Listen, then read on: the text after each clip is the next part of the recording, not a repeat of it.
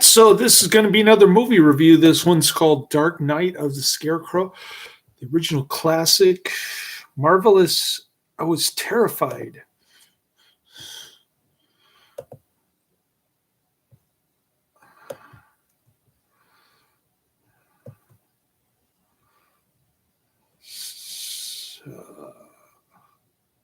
Vincent Price said that? Marvelous. I was terrified. Vincent Price. They paid Vincent Price to put that on the movie poster. Okay. Dark Knight of the Scarecrow is a 2000. Dark Knight of the Scarecrow is a 1981 U.S. made-for-television horror film. In fact, it premiered on CBS October 24th, 1981. It was a late-night movie directed by veteran novelist Frank De Felitta, author of Audrey Rose, from a script by J.D. Feigelson. Feigelson intent had been to make an independent feature, but his script was bought by CBS for television. Despite this, only minor changes were made to the original screenplay.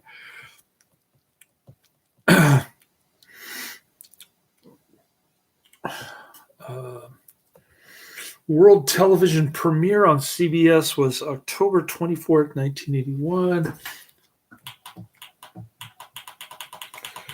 See what the bonus feature says.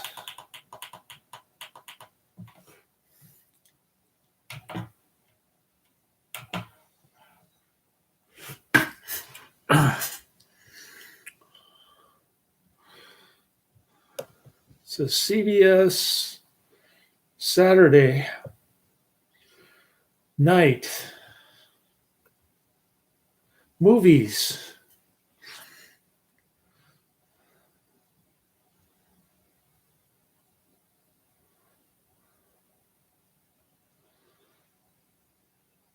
The CBS Saturday night movies. Dark Knight of the Scarecrow.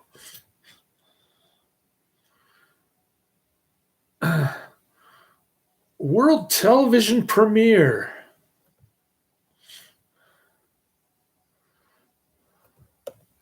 It was all right. It played like a TV movie. All the violence is off camera.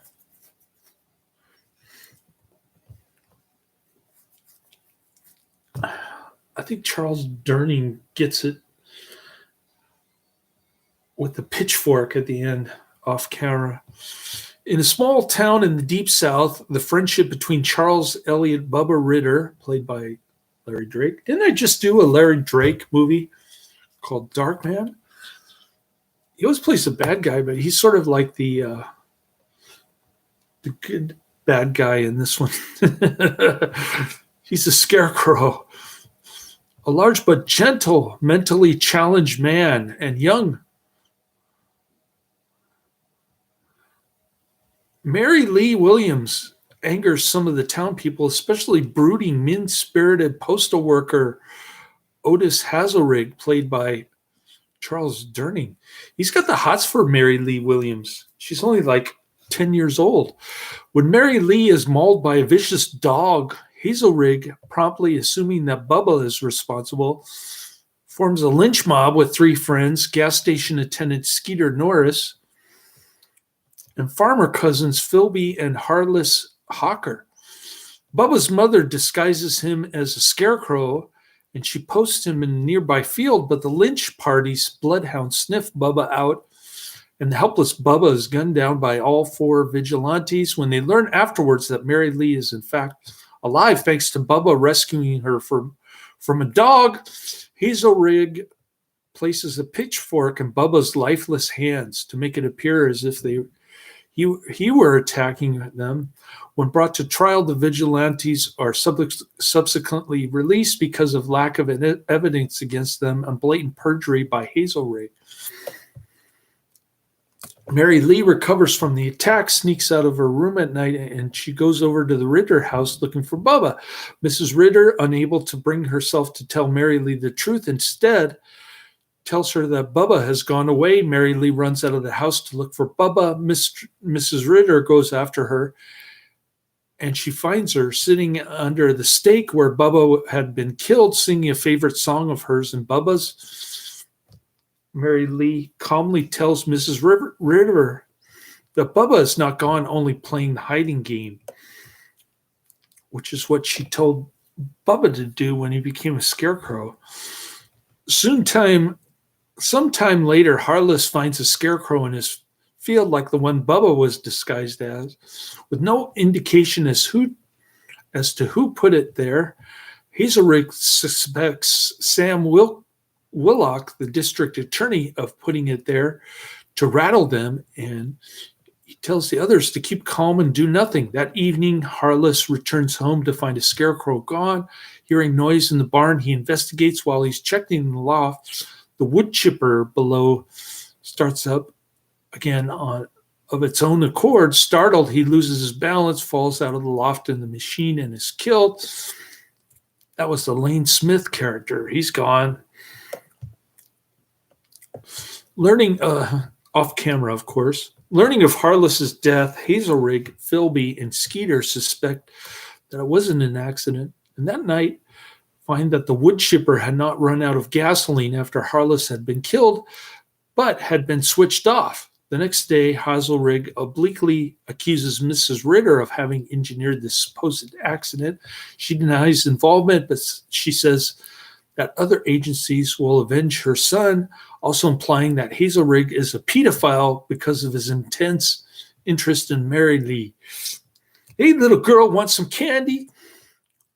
The Scarecrow soon reappears, this time in Philby's field.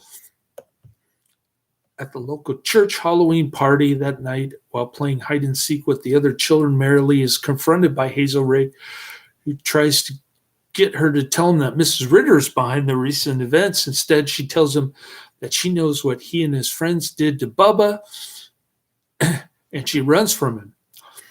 Hazelrig chases after her, but is stopped by a security guard. Philby tells Hazelrig about the Scarecrow's appearance, but when Hazelrig and the others go to Philby's field, the Scarecrow has disappeared.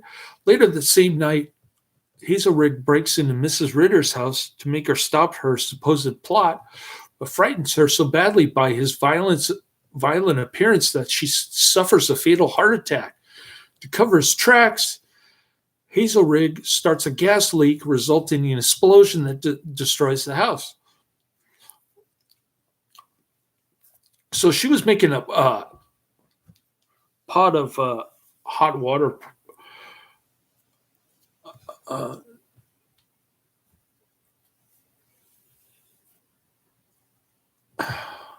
guess she was making tea or something. And Hazelrig just took the tea kettle off the stove. He turned off the gas flame, and then he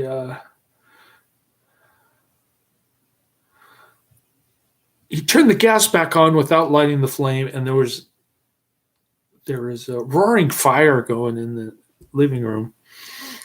So pretty cool explosion. I have to admit, I like the explosion of the house, and I like the ending. I thought the ending was pretty decent. But the rest of the movie was kind of boring and tame. Running time, 96 minutes. While everyone else believed the explosion was an accident, the district attorney is suspicious. The next night, Philby is disturbed by a commotion in his hog pen. While checking it out, mysterious occurrences make him panic and try to flee in his car, which refuses to start. It looks like Bubba is inside the house, turning on the light, turning it off. He is pursued across his property, and he hides in a grain silo, shutting the door behind him.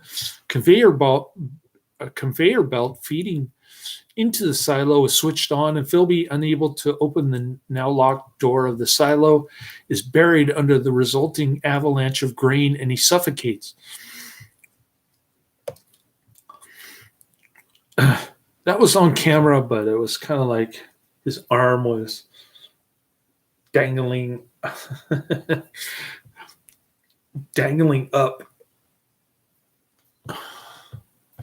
The next day, when Hazelrig tells him of Philby's death, Skeeter is ready to turn himself in, but Hazelrig is now convinced that Bubba is still alive, and Bubba is responsible for the recent occurrences. He finally believes the little girl, but he didn't try to rape the little girl.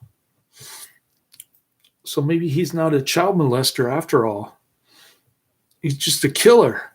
That night, he and Skeeter dig up Bubba's grave, supposedly to prove Hazelrig's claim that the coffin is empty. Skeeter opens the coffin to reveal that the corpse is, in fact, still there. And in panic, he tries to flee. Hazelrig chases after Skeeter and stops him. They return to the grave to refill it, but while Skeeter is down in the grave, closing the coffin lid, Hazelrig smashes in Skeeter's skull with the shovel, and he fills in the grave with Skeeter in it. Nice guy. I guess it brings new meaning to the words going postal. Driving home in an intoxicated state, drinking and driving is so much fun. Hazelrig sees Mary Lee alone in the middle of the road. Pursuing her, he crashes his van, and he chases her on foot into a pumpkin patch. Catching up with her, he accuses her of masterminding the murders. A plowing machine nearby starts off on its own accord. You see the gears moving, but there's nobody there. And Hazelrig flees as the machine pursues him, running blindly through the field. The terrified Hazelrig runs headlong into the Scarecrow, which is now holding the pitchfork that had been planted on Bubba's corpse, and he impales himself on the tines. Mortally wounded, Hazelrig collapses and he dies.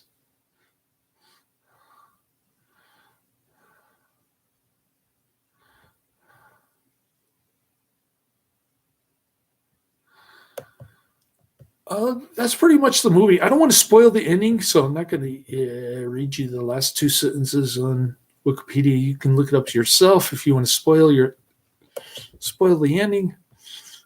But Dark Night of the Scarecrow premiered on CBS Saturday night, October 24th, 1981. It was later screened on April 29th, 2010 as part of the Texas Frightmare Weekend.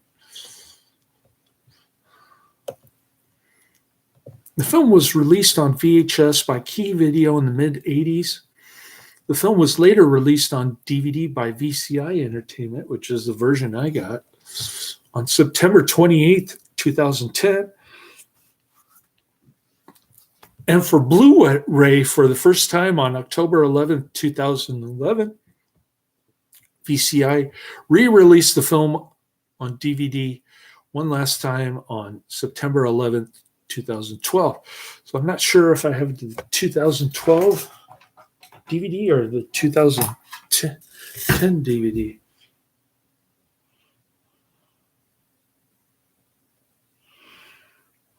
I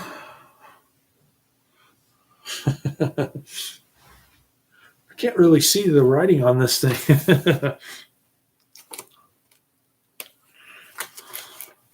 I need a flashlight or something. Yeah, maybe if I get a flashlight, I can see.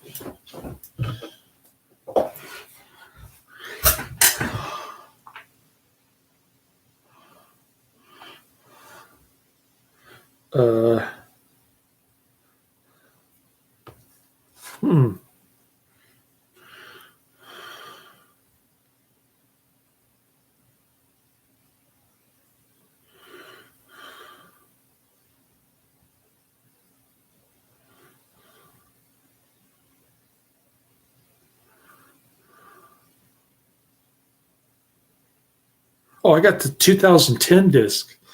This is the 2010 disc. I use my phone as a flashlight. Cool.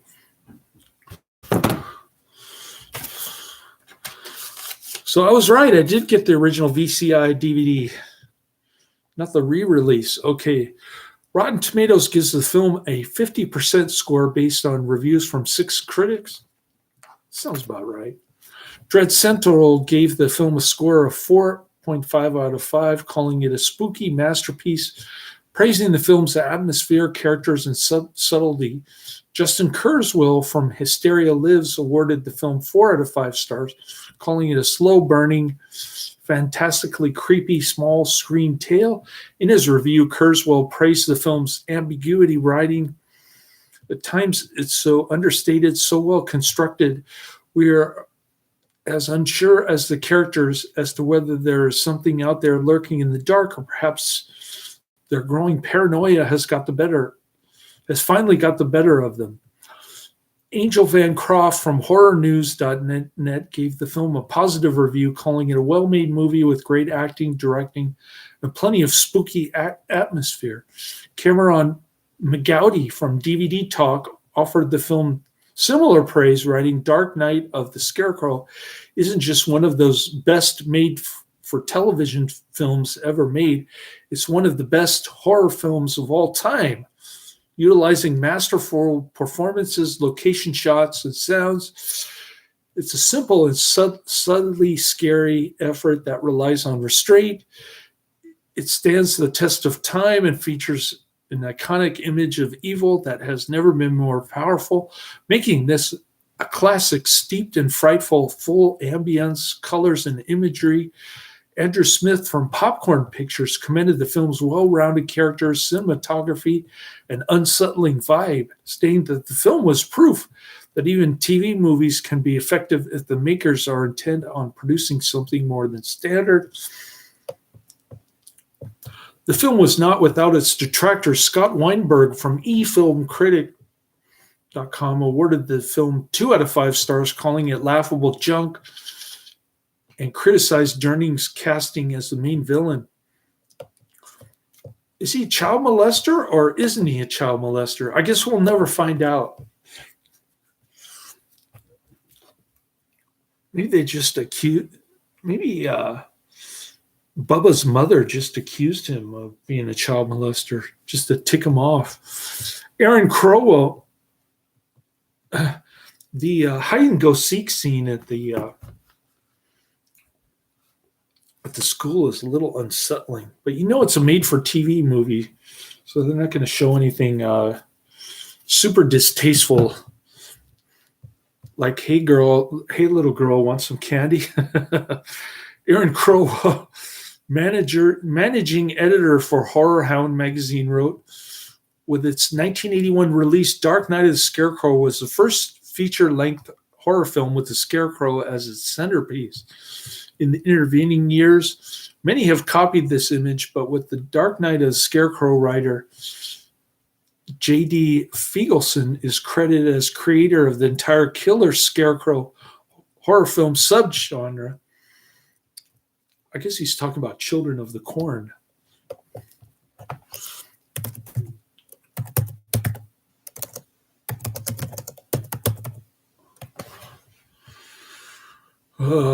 Which was 1984, 3 years later. So did this film start the whole Children of the Corn series?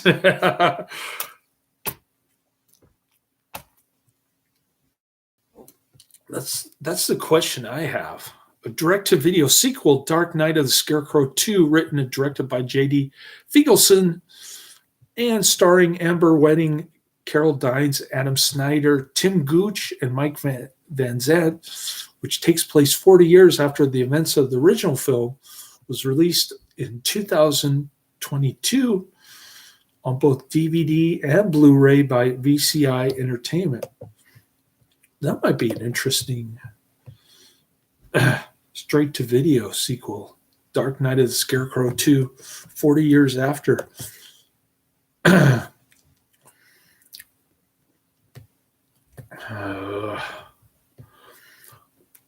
All right. Well, it was disappointing. I was expecting more, but come to find out that it's made for TV movie. Dang it. That's the second Larry Drake movie that I reviewed in a row. We like Larry Drake on this channel. He was in a Karate Man movie, played a drug dealer or something. Larry Drake. Where's Karate Man?